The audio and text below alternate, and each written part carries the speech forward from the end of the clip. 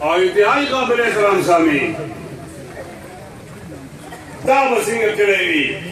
چې مسلمان به ژوندی وي او د نبي علیه السلام به عزت پکې نه دا به څنګه تاثیر او تعاون وي یونین کونسل به وي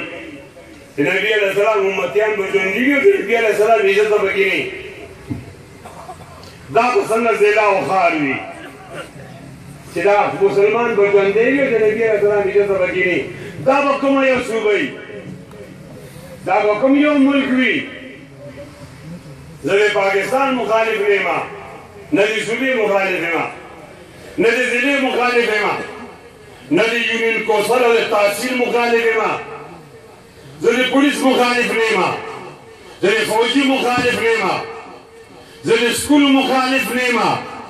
زه د تیږې مخالف نه یم زه د ګورنر مخالف نه یم زه د وزیر اعلی مخالف نه یم زه د صدر صاحب مخالف نه یم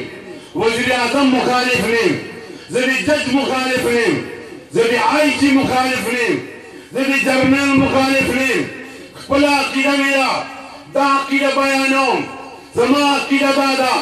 چې کوم کلي باندې د نبي علیه السلام عزت نه وي په هغه کلي دې لعنت وورېږي چې په کوم ضلع او تحصیل باندې د نبي علیه السلام عزت نه وي په هغه کلي تحصیل باندې په ضلع باندې لعنتونه وورېږي چې په کوم صوبې کې د نبي علیه السلام د عزت کمیس محفوظه ني په هغې صوبې باندې دې لعنتونه وورېږي او کوم وطن او ملک کې او په ریاست کې مملکت کې د نبي علیه السلام عزت محفوظه ني په هغې وطن دې لعنتونه وورېږي دا مې عقیده ده دا مې قرآن نه اخیستې دا مې عقیده ده دا مې نبي علیه السلام د ارشاداتو نه اخیستې ما دا عقیده ده زه د قانون احترام کوم زما دا عقیده ده زه